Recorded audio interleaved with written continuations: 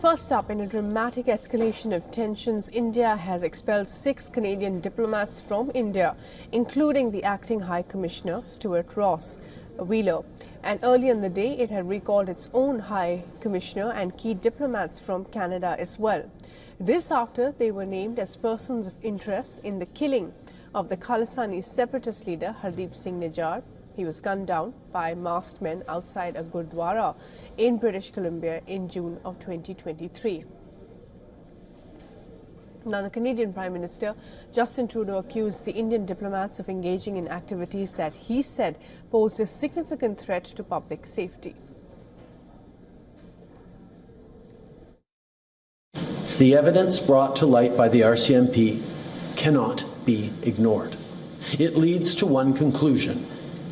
It is necessary to disrupt the criminal activities that continue to pose a threat to public safety in Canada.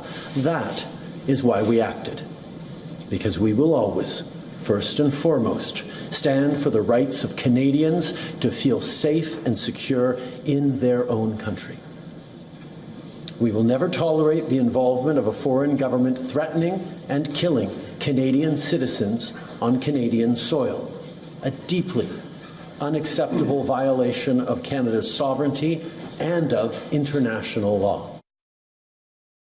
Moreover, Trudeau also spoke with his UK counterpart Keir Starmer about what Canada called targeted campaign by agents linked to the government of India. Now, the Canadian police said on Monday that it has significant amount of information on criminal activity being orchestrated by agents of the Indian government. In an official response, India called the allegations preposterous and ascribed them to the political agenda of Trudeau's government. New Delhi highlighted that Canada had failed to provide any evidence since making allegations against the Indian officials with regard to the murder of Nijjar more than a year ago. This despite multiple requests. Further, it listed multiple instances since 2018 as evidence of Trudeau's hostility towards India. Earlier, India's foreign ministry summoned Canada's top diplomat. He was told that in the atmosphere of extremism and violence prevailing in Canada, the Trudeau government's actions endangered the safety of India's diplomats. The decision to recall its top diplomat and other targeted officials was also communicated. Meanwhile, amid the diplomatic row between India and Canada, the US State Department has announced that an Indian investigation team would be traveling to Washington on October 15th to investigate a plot to kill a US citizen in New York. Now, as per a report published in the Hindustan Times, India has conveyed to the US that it has arrested the person identified as CC1 in a US Department of Justice indictment which had implicated the person of the assassination plot. And for the very latest on this, we're now being joined by Brahmachalani, live from New Delhi. He is a professor of strategic studies at the Center of Policy Research. Brahmachalani, thanks very much indeed for talking to WION this afternoon. Now, obviously, this is a lot that's going on between India and Canada at the moment, and the relationship certainly going south. Trudeau has accused Indian diplomats of actually backing a pattern of criminal harassment and violence against Canadians. How much of this do you think is Trudeau just trying to survive the political environment in his own country?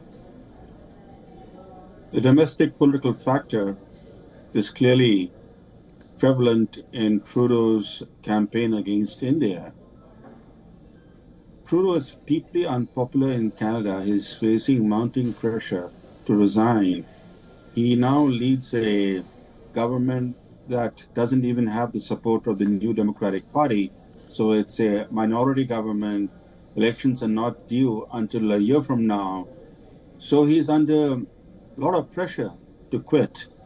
And maybe he's seeking to deflect attention from his problems at home by seeking to act tough against India. So that could be a possibility. Right. That certainly could be a possibility. But if we were to talk about the wording of what the Canadian Prime Minister has said, this is unprecedented. I mean, the kind of public statements that are coming from the head of the government. I mean, obviously, a lot of this can happen in back channel conversations between the two sides. But the kind of allegations that are being put forward, obviously, we pulled out diplomats. What else can India do to make sure the rhetoric goes down? Actually, the language from both governments has been unusually tough and harsh because if you look at the Indian government statement of yesterday, it personally targeted Trudeau and said that his actions were politically motivated, that he is being driven by vote bank politics, and that under his stewardship, Indian diplomats' safety cannot be ensured. So the Canadian government's own statement similarly used harsh language against India. And Trudeau, of course, has been making similar statements over the last 13 months. But he promised a year ago that he would place before Parliament, reveal to the Canadian public hard evidence about alleged Indian government involvement in the killing of Nijjar, who was a designated terrorist in India. Yes. And according to Canadian media investigations, especially by the Globe and Mail, which is the most respected newspaper of Canada, Nijjar had actually sent assassins to the Indian state of Punjab to carry out terrorist killings, and that he had been providing military training in arms in British Columbia, that he was linked with the group Khalistani Commando Force, which is a terrorist group not just in India, but it's been designated as a terrorist group by several Western governments. So, all that is not being revealed by the Canadian government to its own public, that this particular guy that the Canadian government was shielding for such a long time, this guy was actually he was quoted by Canadian intelligence as a Canadian intelligence asset. All that needs to be revealed by the Indian government, because I think India's public diplomacy has also been quite poor in bringing to light the actual involvement of Canadian government agencies in harboring deadly Sikh terrorists who have a record of not just glorifying violence, but against whom there are cases in India of perpetrating acts of terror. Yeah, that's a very important point you're making there, Brahmachalani, that India needs to also up the ante in terms of telling the other side of the story. But if you were to compare this to what and how we are reacting to the so-called investigation asked by the US in the case of Pannoon, where India is actually sending an investigation team, how do you compare the two situations? See, in the case of the US allegation of a plot to murder another Sikh militant, Pannoon, who's based in New York and who also holds a Canadian passport, the Americans have provided, quote unquote, evidence to India. And given that fact, India is obligated to investigate that so-called evidence.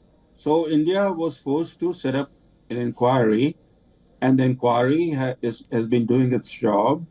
Whether it was one rogue element in India that actually sought to hire a hitman in the US, this is what the inquiry committee is supposed to investigate and reach a conclusion. But Canada has not shared any evidence with India. Not a shred of evidence has been shared with India. So unless Canada shares some evidence with India, how could India set up any kind of inquiry? That's the reason why there's this contrast between what India is doing in response to the American allegation and Also, the fact that India has refused to bite Canada's bait because no evidence has been shared with New Delhi by Canada. Right, absolutely. Brahmachalani, thanks very much indeed for joining us this afternoon and sharing your thoughts on what's going on in that diplomatic relationship between India and Canada. For all the latest news, download the WION app and subscribe to our YouTube channel.